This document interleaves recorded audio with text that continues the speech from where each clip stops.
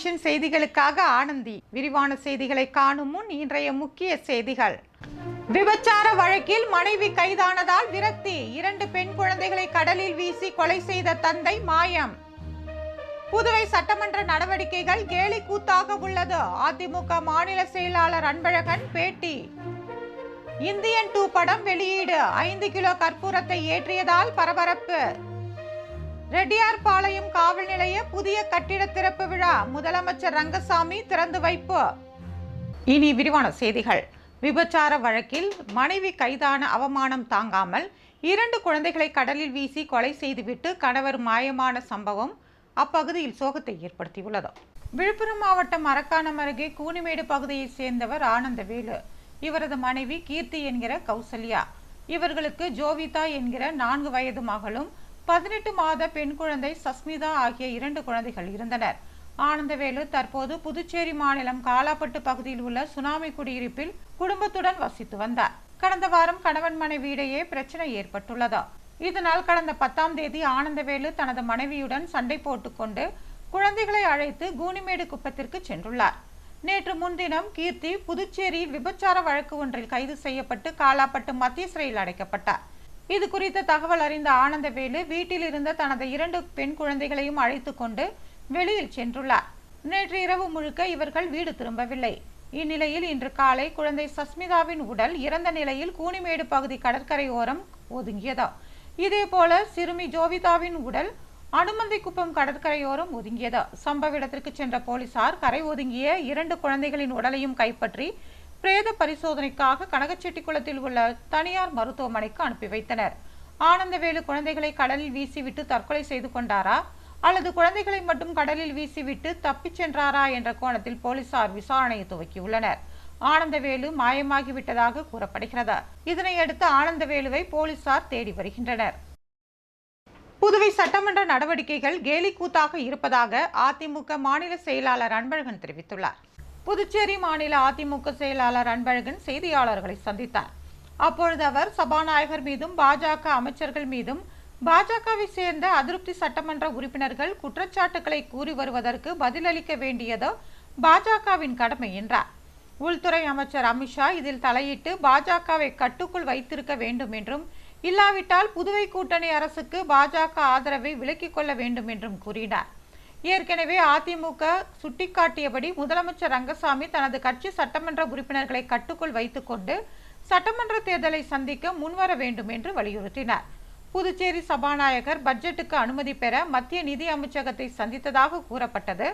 ஆனால் அவர் புதுவைக்கு திரும்பிவிட்டதாகவும் அவருக்கு பட்ஜெட்டுக்கான அனுமதி கிடைத்ததா, அனுமதி வாங்குவது சபாநாயகர் வேலையா என்றும் கேள்வி எழுப்பினார்.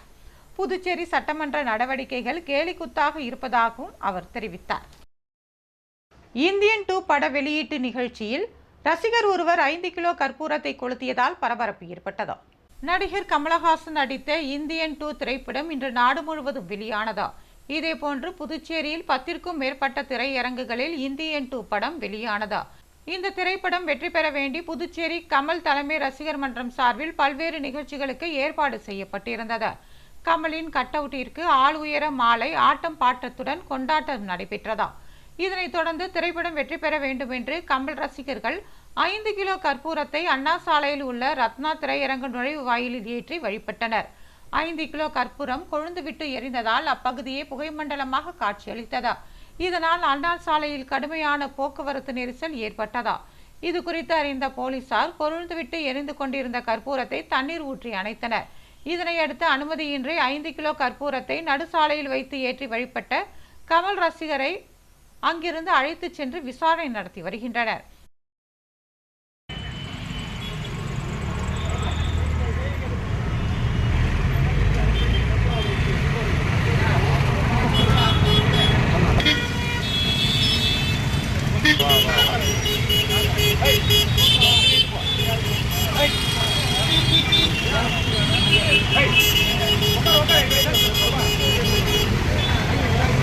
ரெட்டியார்பாளையம் காவல் நிலைய புதிய கட்டிடத்தை முதலமைச்சர் ரங்கசாமி திறந்து வைத்தார்.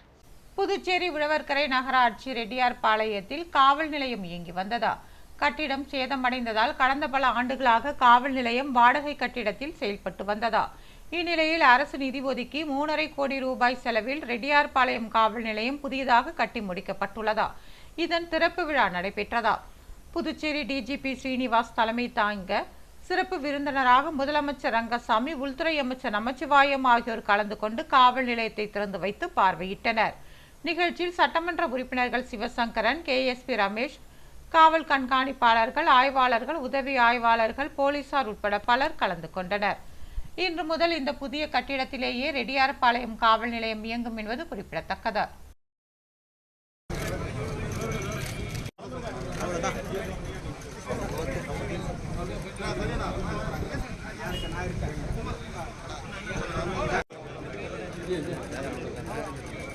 புதுச்சேரியில் இன்று நடைபெற்ற உடற்பயிற்சி கூட திறப்பு விழாவில் DIG உடற்பயிற்சி கூட பயிற்சியாளருடன் போட்டி போட்டுக்கொண்டு உடற்பயிற்சி செய்த சம்பவம் பலரையும் வியப்பில் ஆழ்த்தியது. புதுச்சேரி ரெட்டியார்பாளையம் பகுதியில் புதியதாக துவங்கப்பட்டுள்ள இன்விக்டாஸ் உடற்பயிற்சி கூட திறப்பு விழா நடைபெற்றதா. சிறப்பு விருந்தினராக DIG பிரிஜேந்திரகுமார் யாதவ் கலந்து கொண்டு உடற்பயிற்சி மையத்தை குத்துவிளக்கேற்றி துவக்கி வைத்தார். உடற்பயிற்சிக்காக அமைக்கப்பட்டுள்ள நவீன கருவிகளை பார்வையிட்டது மட்டுமன்றி உடற்பயிற்சி செய்து பார்த்தார். உடல் ஆரோக்கியத்தின் முக்கியத்துவம் மற்றும் உடல் பயிற்சியின் முக்கியத்துவம் குறித்து அவர் விளக்கி பேசினார். மேலும் DGP அங்கு பயிற்சியாளராக பணியாற்றும் 25 வயதான சக்தி என்பவருடன் உடற்பயிற்சி போட்டியில் ஈடுபட்டார். சுமார் 20 கிலோ எடையுடன் துவக்கப்பட்ட இந்த போட்டி சுமார் 85 கிலோ வரை தொடர்ந்தது. இருவரும் போட்டி போட்டுக்கொண்டு தங்களது திறமைகளை வெளிப்படுத்தியது அங்கிருந்தவர்களை வியப்பில் ஆழ்த்தியது. இந்த விழாவில் உடற்பயிற்சி கூட நிறுவனர்கள் பாலு சந்தர், சிவகுமார் உள்ளிட்ட பலர் கலந்து கொண்டனர்.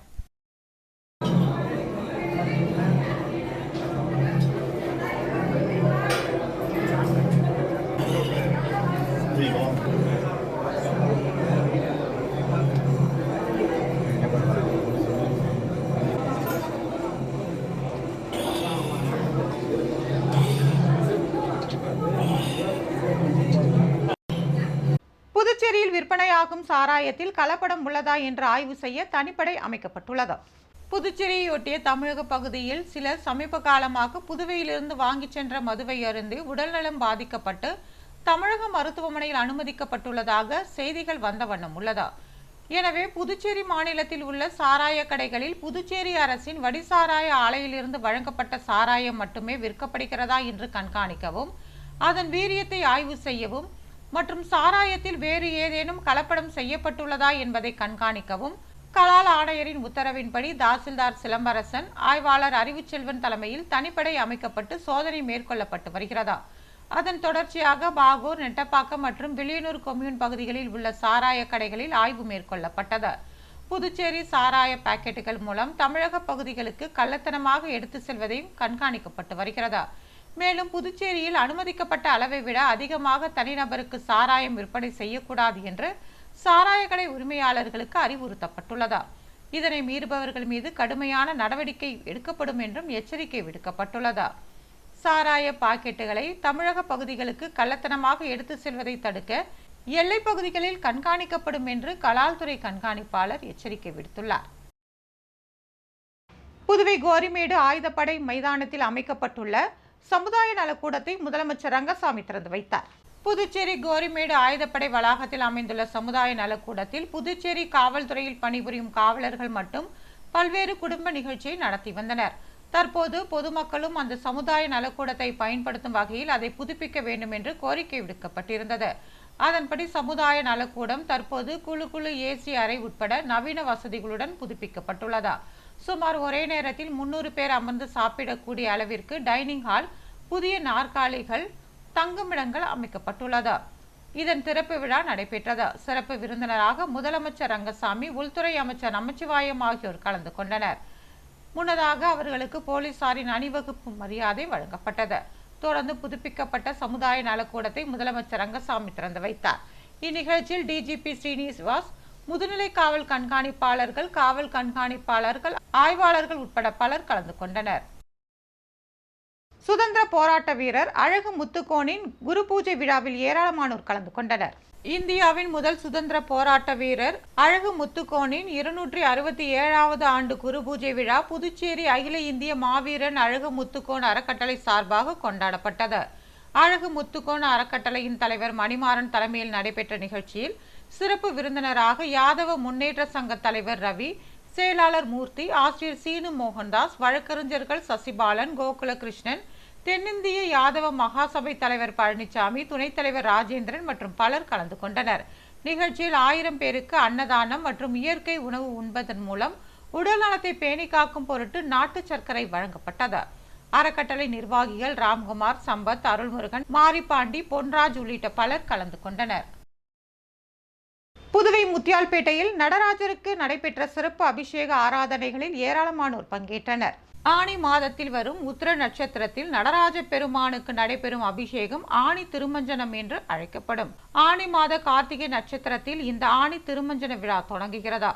ஆணி திருமஞ்சனத்தை முன்னிட்டு புகழ்பெற்ற சிவாலயங்களில் உள்ள ஆனந்த நடராஜருக்கு சிறப்பு அபிஷேக அலங்காரம் நடைபெற்றதா. அதன் ஒரு பகுதியாக புதுவை முத்தியால்பேட்டை முத்தைய சுவாமி தேவஸ்தானத்தில் எழுந்தருளியுள்ள சிவகாம சுந்தரி உடனுரை ஆனந்த நடராஜருக்கு பால், தயிர், சந்தனம், இளநீர், திருநீரு, தேன் மற்றும் பல்வேறு வகையான பழங்களை கொண்டு சிறப்பு திருமஞ்சனம் நடத்தப்பட்டதா. இதனைத் தொடர்ந்து மகா தீபாராதனை காட்டப்பட்டதா. இதில் ஏராளமான பக்தர்கள் கலந்து கொண்டு நடராஜரை வழிபட்டு சென்றனர்.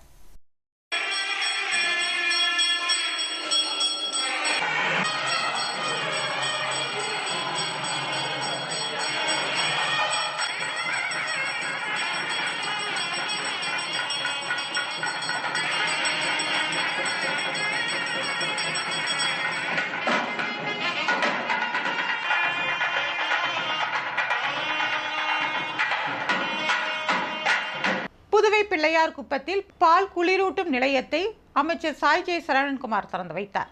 புதுவை ஊசுடு சட்டமன்ற தொகுதிக்குட்பட்ட பிள்ளையார் குப்பம் கூட்டுறவு பால் உற்பத்தியாளர்கள் சங்கத்தில் தேசிய பால்வள அபிவிருத்தி திட்டத்தின் கீழ் 3000 லிட்டர் கொள்ளளவு கொண்ட பால் குளிரூட்டு நிலைய திறப்பு விழா நடைபெற்றதா. இதனை முதலமைச்சர் ரங்கசாமி கான்பரன்சிங் மூலம் திறந்து வைத்தார். ஊசுடு சட்டமன்ற தொகுதிக்குட்பட்ட பிள்ளையார் குப்பம் பகுதியில் குடிமைப்பொருள் வழங்கல் மற்றும் நுகர்வோர் விவகாரங்கள் துறை அமைச்சர் சாய் ஜே சரவணன்குமார் கலந்து கொண்டு பால் குளிரூட்டு நிலையத்தை திறந்து வைத்தார். நிகழ்ச்சியில் புதுச்சேரி கூட்டுறவுத்துறை செயலர் நெடுஞ்செழியன், கூட்டுறவு சங்கங்களின் பதிவாளர் யஸ்வந்தையா, பால்வள அபிவிருத்தி அதிகாரி குமரன், நிர்வாக மற்றும் மேலாண் இயக்குனர் பான்லே ஜோதிராஜ் உள்ளிட்ட பலர் இதில் கலந்து கொண்டனர். புதுவை வில்லியனூரில் உள்ள லூர்தன்னை ஆண்கள் பள்ளியில் ஓவிய ஆசிரியரின் பணி நிறைவு பாராட்டு விழாவில் ஏராளமானோர் கலந்து கொண்டனர். புதுவை வில்லியனூரில் அரசு உதவி பெறும் புனித லூர்தன்னை ஆண்கள் உயர்நிலைப் பள்ளி உள்ளதா. இதில் கடந்த 38 ஆண்டுகளாக ஓவிய ஆசிரியராக பணியாற்றி பணி நிறைவு பெற்றதற்காக சிவனேசன் என்கிற பாரதி வான சிவாவிற்கு பணி நிறைவு பாராட்டு விழா பள்ளி வளாகத்தில் நடைபெற்றது. பள்ளியின் தாளாளரும் தலைமை ஆசிரியருமான அருட்திரு ஆல்வின் அன்பரசு அடிகளார் தலைமை தாங்கினார். லூர்து அன்னை திருத்தல அதிபர் அருட்திரு ஆல்பர்ட் அடிகளார் முன்னிலை வகித்தார். திருத்தல பங்கு பேரவை தலைவர் டொமினிக், பொருளாளர் தர்மராஜ், குழந்தை கவிஞர் அழவள்ளியப்பாவின் திருமகள் முனைவர் தேவி நாச்சியப்பன் சிறப்பு விருந்தினர்களாக கலந்து கொண்டனர்.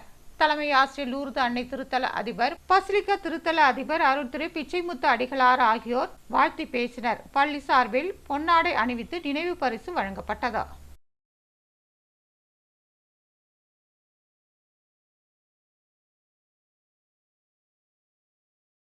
புதுவை லாஸ்பேட்டை பாலமுத்து மாரியம்மன் கோவிலில் அம்மன் ராஜேஸ்வரி அலங்காரத்தில் பக்தர்களுக்கு காட்சியளித்தார். புதுச்சேரி லாஸ்பேட்டை பகுதியில் அருள்மிகு பாலமுத்து மாரியம்மன் கோவில் உள்ளது. இந்த கோவிலில் சாகை வார்த்தல் செடல் மகோற்சவம் தொடங்கிய நிலையில் இரவு அம்மனுக்கு சிறப்பு அபிஷேகம் நடத்தப்பட்டது. இதனையடுத்து அம்மன் ராஜேஸ்வரி அலங்காரத்தில் பக்தர்களுக்கு அருள்பாலித்தார். முன்னதாக கங்கையம்மன் ஆலயத்தில் இருந்து புனித நீர் திரட்டி கரகம் எடுத்து பக்தர்கள் காப்பு கட்டி அம்மனுக்கு மந்திரங்கள் ஓதி சிறப்பு தீபாராதனை காட்டினர். இதில் திரளான பக்தர்கள் கலந்து கொண்டு சுவாமி தரிசனம் செய்தனர்.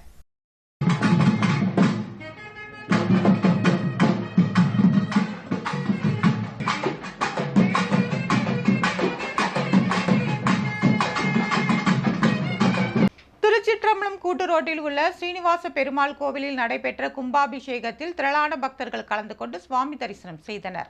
விழுப்புரம் மாவட்டம் வானூரை அடுத்த திருச்சிற்றம்பலம் கூட்டு ரோடு ராமானுஜம் நகரில் ஸ்ரீதேவி பூதேவி சமேத ஸ்ரீ ஸ்ரீனிவாச பெருமாள் திருக்கோவில் உள்ளதா. இந்த கோவிலின் கும்பாபிஷேகம் வெகு விமர்சையாக நடைபெற்றதா. முன்னதாக கடந்த 10ஆம் தேதி காலை அனுக்ஷை, தீர்த்தங்கள் எடுத்தல், கும்பஸ்தாபனம் உள்ளிட்ட பூஜைகளுடன் முதல் கால யாகசாலை தொடங்கியதா. இதனைத் தொடர்ந்து 2ஆம் கால பூஜை, 3ஆம் கால யாகசாலை பூஜைகள் நடைபெற்றதா. சயனான தேவஸ்தானம் பூஜை, 4ஆம் கால பூஜையாக சாற்றுப்படை, திருப்பள்ளி எழுச்சி போன்றவை நடத்தப்பட்டு வேத மந்திரங்கள் முழங்க ஸ்ரீதேவி பூதேவி ஸ்ரீனிவாச பெருமாள் மற்றும் பரிவார மூர்த்திகளுக்கு கும்பாபிஷேகம் நடைபெற்றது.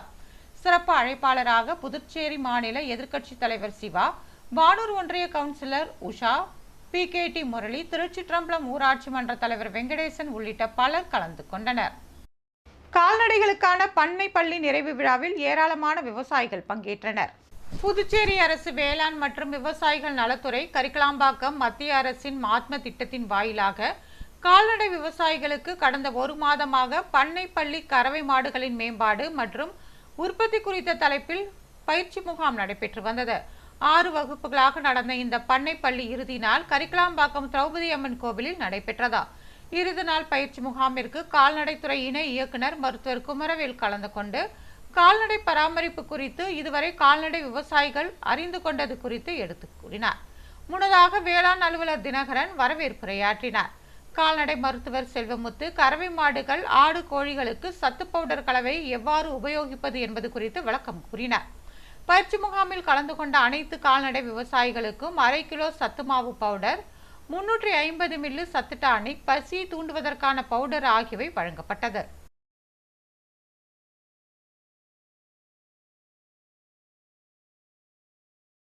புதுவையில் இன்றைய தங்கம் மற்றும் வெள்ளி விலை விவரம். தங்கம் 1 கிராம் 6760 ரூபாய். ஒரு சவரன் தங்கம் 54,080 ரூபாய். வெள்ளி 10 கிராம் 970 ரூபாய். மீண்டும் இன்றைய முக்கிய செய்திகள். விபச்சார வழக்கில் மனைவி கைதானதால் விரக்தி. 2 பெண் குழந்தைகளை கடலில் வீசி கொலை செய்த தந்தை மாயம். புதுவை சட்டமன்ற நடவடிக்கைகள் கேலி கூத்தாக உள்ளது. அதிமுக மாநில செயலாளர் அன்பழகன் பேட்டி. இந்தியன் 2 படம் வெளியீடு. 5 கிலோ கற்பூரத்தை ஏற்றியதால் பரபரப்பு. ரெட்டியார்பாளையம் காவல் நிலைய புதிய கட்டிட திறப்பு விழா முதலமைச்சர் ரங்கசாமி திறந்து வைப்பு. இத்துடன் செய்திகள் நிறைவு பெறுகிறது. வணக்கம்.